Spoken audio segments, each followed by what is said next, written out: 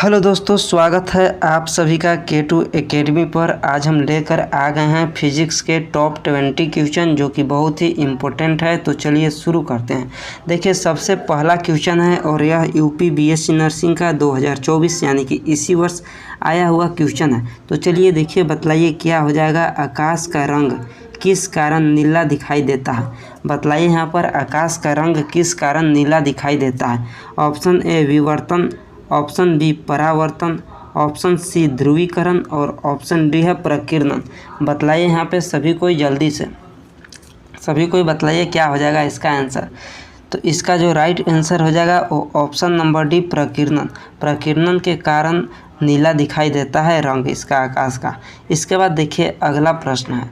अगला प्रश्न है यहाँ पर देखिए, अगला प्रश्न है प्रकाश तरंगे किस प्रकार की तरंगे होती है? सभी कोई बतलाइए यहाँ पर प्रकाश तरंगे किस प्रकार की तरंगे होती है। अनुप्रस्थ तरंग, अनुदैर्ध्य तरंग, ए और बी दोनों, या फिर ऑप्शन डी है यहाँ पे कोई नहीं। प्रकाश तरंग किस प्रकार की तरंगे होती है बतलाइए सभी लोग। चलिए बतलाइए। इसका जो राइट आंसर हो जाएगा वो ऑप्शन नंबर ए हो जाएगा, अनुप्रस्थ तरंगे होती है। प्रकाश तरंग एक अनुप्रस्थ तरंग होती है। इसके बाद देखिए अगला प्रश्न है। अगला प्रश्न है देखिए, यह बिहार 2015 में पूछा हुआ है। BCECE 2015 में यह पूछा हुआ क्वेश्चन है बीएससी नर्सिंग के अंदर। बतलाइए क्या हो जाएगा। ध्वनि का वेग इसमें अधिकतम होता है। ध्वनि का वेग किस में अधिकतम होता है? बीएससी नर्सिंग पैरामेडिकल में भी क्वेश्चन आया हुआ है। इसी तरह के क्वेश्चन आपके भी एग्जाम में आएंगे। तो बतलाइए क्या हो जाएगा। स्टील में, अमोनिया में, वायु में या फिर जल में? बतलाइए क्या हो जाएगा। ये मत सोचिए कि ये क्वेश्चन बिहार में आया है तो यूपी में, झारखंड में, एमपी में नहीं आएगा। सभी जगह लगभग सेम ही क्वेश्चन आते हैं। राजस्थान में भी लगभग इसी तरह के क्वेश्चन आते हैं। चलिए बतलाइए क्या होगा। इसका राइट आंसर स्टील हो जाएगा। ठोस में सबसे ज़्यादा ध्वनि होती है। ऑप्शन नंबर ए इसका राइट हो जाएगा। इसके बाद देखिए अगला प्रश्न है, एक एंगस्ट्रम का मान खाली स्थान माइक्रोन में होता है। एक एंगस्ट्रम का कितना मान होता है वो भी माइक्रोन में यहाँ पे पूछा है। 10 के पावर -4 माइक्रोन, 10 के पावर -6 माइक्रोन, 10 के पावर -10 माइक्रोन या फिर 10 के पावर -2 माइक्रोन। कितना होता है बतलाइए। एक एंगस्ट्रम में कितना माइक्रोन होता है सभी को यहाँ पर बतलाइए। एक एंगस्ट्रम में यहाँ पर आप लोग जानते होंगे कि 10 के पावर -10 मीटर होता है, लेकिन यहाँ पे एंगस्ट्रम पूछा है, माइक्रोन में पूछा है। तो 10 के पावर -4 माइक्रोन हो जाएगा इसका आंसर। एक एंगस्ट्रम में 10 के पावर -4 माइक्रोन और 10 के पावर -10 मीटर होता है एक एंगस्ट्रम में। यहाँ तक क्लियर है सभी लोगों का? क्लियर है सभी लोगों का। इसके बाद देखिए अगला प्रश्न है। अगला प्रश्न है देखिए आपके स्क्रीन पर, और यह झारखंड बीएससी नर्सिंग 2022 के अंदर पूछा हुआ है। चलिए बतलाइए क्या हो जाएगा। क्या हो जाएगा बतलाइए। लेंज का नियम खाली स्थान के संरक्षण के नियम का परिणाम है। इसी तरह के क्वेश्चन राजस्थान में भी पूछा हुआ था। तो इसका बतलाइए क्या हो जाएगा। लेंज का नियम किसके संरक्षण पर आधारित है? आवेश के संरक्षण पर, संवेग, द्रव्यमान या फिर ऊर्जा? किसके संरक्षण पर होता है लेंज का नियम?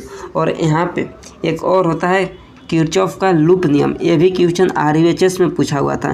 किरचॉफ का लूप नियम जो होता है या वोल्टेज नियम, यह किस पर होता है? तो यह जो है वह आवेश पर होता है। लूप नियम जो है वह आवेश पर होता है और लेंज का नियम जो है वह ऊर्जा संरक्षण पर होता है। इसका राइट आंसर हो जाएगा ऊर्जा संरक्षण। और आवेश नियम जो है, आवेश संरक्षण होता है वह लूप नियम पर होता है, आवेश संरक्षण। यहाँ तक क्लियर है सभी लोगों का? बतलाइए सभी लोग, यहाँ तक क्लियर है सभी लोगों का?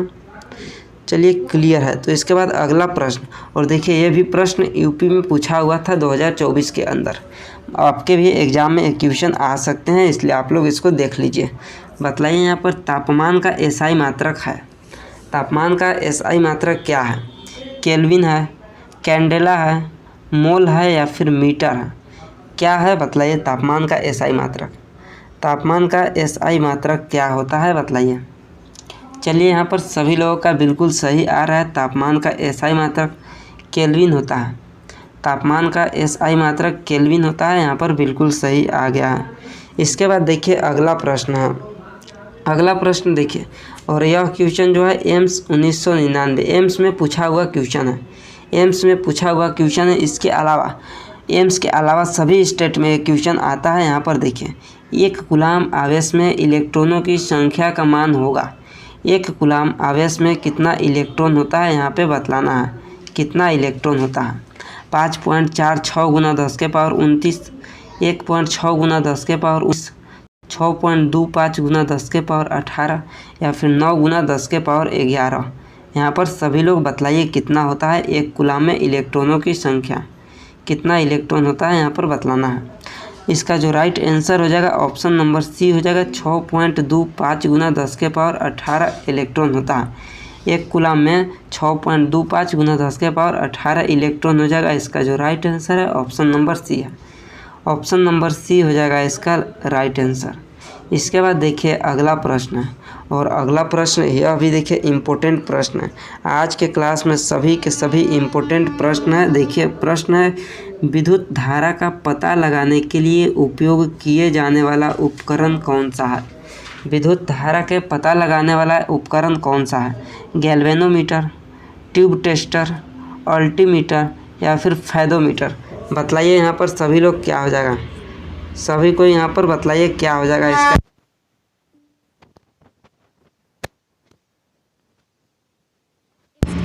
चलिए हम सभी लोगों का आ गया है यहाँ पर, बिल्कुल सही हो जाएगा। ऑप्शन नंबर एक गैल्वेनोमीटर हो जाएगा।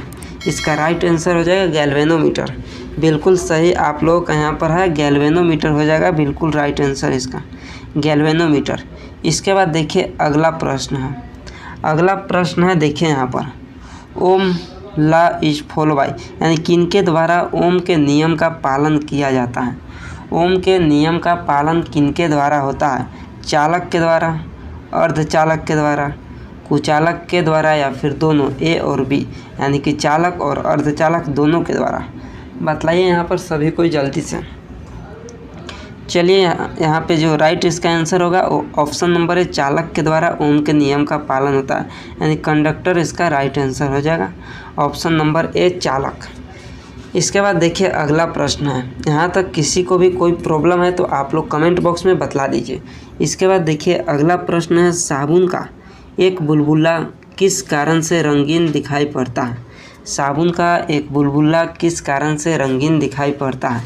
व्यतिकरण, विवर्तन, विक्षेपण या फिर परावर्तन।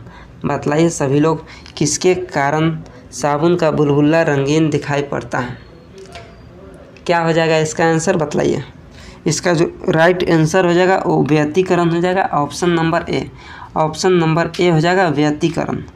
व्यतिकरण इसका राइट आंसर हो जाएगा। और देखिए यहाँ पे बहुत सारे एग्जाम में यह पूछा हुआ क्वेश्चन है, इसलिए इम्पोर्टेंट क्वेश्चन है, आप लोग इसको ज़रूर कर लीजिए। इसके बाद देखिए यहाँ पर अगला प्रश्न है। अगला प्रश्न है देखिए, श्वेत प्रकाश कितने रंगों से मिलकर बना होता है। ये तो सभी लोगों को मालूम ही होगा कि श्वेत प्रकाश जो है वह 7 रंगों से मिलकर बना होता है। श्वेत प्रकाश 7 रंगों से मिलकर बना होता है। इसके बाद अगला प्रश्न है देखिए, यह भी प्रश्न यूपी में पूछा हुआ है 2024 के अंदर। बतलाइए निम्न में से कौन सा अदिश मात्रा है। अदिश राशि कौन सा है। और अदिश राशि में आप लोग जानते हैं कि जिसको में सिर्फ परिणाम होता है और दिशा नहीं होता है, दिशा नहीं होता है, सिर्फ परिणाम होता है, तो उसको बतलाइए क्या हो जाएगा। चाल, वेग, विस्थापन या फिर त्वरण। और सदिश राशि में दिशा और परिमाण दोनों होता है, और इसको में सिर्फ परिमाण होता है, तो अदिश राशि यहाँ पे पूछा है तो इसका चाल हो जाएगा right answer. Option number A हो जाएगा चाल। स्पीड कितने कितने का आ रहा है बतलाइए सभी लोग, किनका किनका आ रहा है। ऑप्शन नंबर ए चाल। इसके बाद देखिए अगला प्रश्न है। अगला प्रश्न है यहाँ पर देखिए, पृथ्वी के किस बिंदु पर गुरुत्वाकर्षण नहीं होता है। पृथ्वी के किस बिंदु पर गुरुत्वाकर्षण नहीं होता है बतलाइए। उत्तरी और दक्षिणी ध्रुव पर, भूमध्य रेखा पर, समुद्र की सतह पर या फिर पृथ्वी के केंद्र पर। कहाँ पर नहीं होता है बतलाइए, किस बिंदु पर गुरुत्वाकर्षण नहीं होता है। इसका जो राइट आंसर हो जाएगा वो पृथ्वी के केंद्र पर। ऑप्शन नंबर डी हो जाएगा, पृथ्वी के केंद्र पर गुरुत्वाकर्षण नहीं होता है। इसका राइट आंसर हो जाएगा डी। इसके बाद देखिए अगला प्रश्न है। अगला प्रश्न है यहाँ पर देखिए, एक अंतरिक्ष यात्री को आकाश कैसा दिखाई देता है? अंतरिक्ष यात्री को आकाश कैसा दिखाई देता है? गहरा यानी कि काला, नीला, लाल या फिर उपयुक्त में से कोई नहीं। अंतरिक्ष यात्री को आकाश किस रंग का दिखाई देता है? इसका राइट आंसर काला हो जाएगा। अंतरिक्ष में आकाश जो है वह काला दिखाई देता है। ऑप्शन नंबर ए इसका राइट हो जाएगा, काला। इसके बाद देखिए अगला प्रश्न है यहाँ पर, द्वितीयक तरंगिकाओं की कल्पना सर्वप्रथम दी थी। द्वितीयक तरंगिकाओं का कल्पना सर्वप्रथम किसने दिया था बतलाइए? न्यूटन ने, हाइगन ने, मैक्सवेल ने या फिर फ्रेनल ने?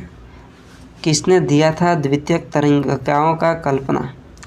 बतलाइए यहाँ पर सभी लोग। इसका जो राइट आंसर हो जाएगा वो हाइगन हो जाएगा, ऑप्शन नंबर बी। हाइगन ने इसका राइट आंसर हो जाएगा, ऑप्शन नंबर बी। इसके बाद देखिए अगला प्रश्न है। अगला प्रश्न है, देखिए यहाँ पर क्या हो जाएगा, इसको देखते हैं। 16 वोल्ट के विभवांतर वाले दो बिंदुओं के पार 5 कूलाम के आवेश को स्थानांतरित करने में कितना कार्य होता है? यहाँ पर कार्य पूछा है, W बराबर क्या हो जाएगा? तो यहाँ पर फॉर्मूला एक होता है V यानी कि विभव बराबर किया गया कार्य बटा आवेश। तो हम लोगों को यहाँ पे कार्य निकालना है, तो यहाँ पे कार्य बराबर हो जाएगा V गुना Q। V गुना Q हो जाएगा यहाँ पे किया गया कार्य गुना किया गया कार्य बराबर हो जाएगा विभव गुना आवेश। तो विभव यहाँ पे देखिए दिया हुआ है 16 वोल्ट गुना यहाँ पे दिया है आवेश 5 हो जाएगा। तो यहाँ पे इसका राइट आंसर हो जाएगा 80 जूल। 80 जूल देखिए ऑप्शन नंबर यहाँ 4 में दिया हुआ है। 80 जूल दिया हुआ है ऑप्शन नंबर डी पे। ऑप्शन नंबर डी पे दिया है 80 जूल। 80 जूल, किसी को भी कोई प्रॉब्लम है तो आप लोग बतला दीजिए। 80 जूल हो जाएगा इसका राइट आंसर। इसके बाद देखिए अगला प्रश्न है। 80 जूल हो गया इसका राइट आंसर। क्लियर है यहाँ तक सभी लोगों का? यहाँ तक क्लियर है सभी लोगों का? इसके बाद देखिए यहाँ पर अगला प्रश्न है। अगला प्रश्न है, एक वर्ण तरंग का अर्थ होता है। एक वर्ण तरंग का अर्थ क्या होता है? एक किरण, एक वर्ण की एक किरण, एक ही तरंग दैर्घ्य की तरंग या फिर एक ही वर्ण की कई किरणें। क्या होता है एक वर्ण तरंग का अर्थ? तो इसका जो राइट आंसर हो जाएगा वो ऑप्शन नंबर सी हो जाएगा, एक ही तरंग दैर्घ्य की तरंग होता है। एक ही तरंग दैर्घ्य की तरंग हो जाएगा इसका राइट आंसर। इसके बाद देखिए अगला प्रश्न, और यह जो प्रश्न है RUHS में पूछा हुआ प्रश्न है। 2022 में पूछा हुआ यह प्रश्न है RUHS के अंदर। बतलाइए क्या हो जाएगा? धारा घनत्व का SI मात्रक है। धारा घनत्व का SI मात्रक क्या होता है? एम्पियर प्रति मीटर, एम्पियर प्रति मीटर स्क्वायर, एम्पियर प्रति मीटर क्यूब या फिर एम्पियर मीटर? क्या हो जाएगा बतलाइए? धारा घनत्व। धारा घनत्व का SI मात्रक, धारा घनत्व बराबर होता है धारा बटा क्षेत्रफल। धारा बटा क्षेत्रफल यहाँ पे होता है एरिया। तो धारा का जो मात्रक यहाँ पे एम्पियर हो जाएगा और क्षेत्रफल का हो जाएगा मीटर स्क्वायर, यानी कि एम्पियर बटा मीटर स्क्वायर यानी एम्पियर प्रति metre square. Option number B, option number B हो जाएगा इसका राइट आंसर। इसका right answer option number B हो जाएगा। इसके बाद देखिए यहाँ पर अगला प्रश्न है। अगला प्रश्न है यहाँ पर देखिए, उत्तल लेंस की फोकल लंबाई 50 सेंटीमीटर है, इसकी शक्ति की गणना करें। यानी कि फोकल लंबाई F बराबर देखिए 50 सेंटीमीटर है, तो इसकी शक्ति की गणना करना है। शक्ति बराबर यहाँ पे होता है P बराबर 1/F और F मीटर में होना चाहिए।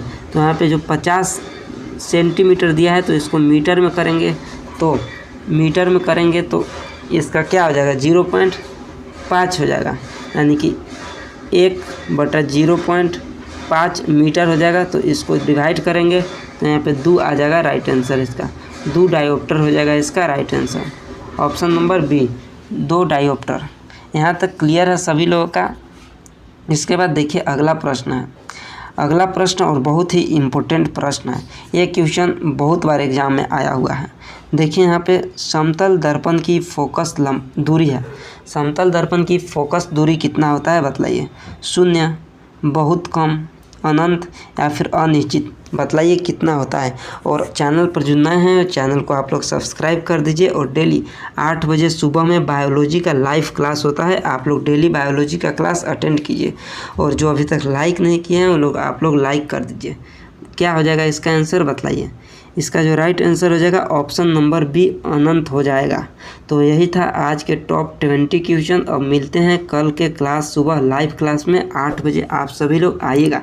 और वीडियो अच्छा लगे तो आप लोग लाइक कर दीजिए और अपने दोस्तों के पास शेयर कर दीजिए। थैंक यू सभी लोगों को।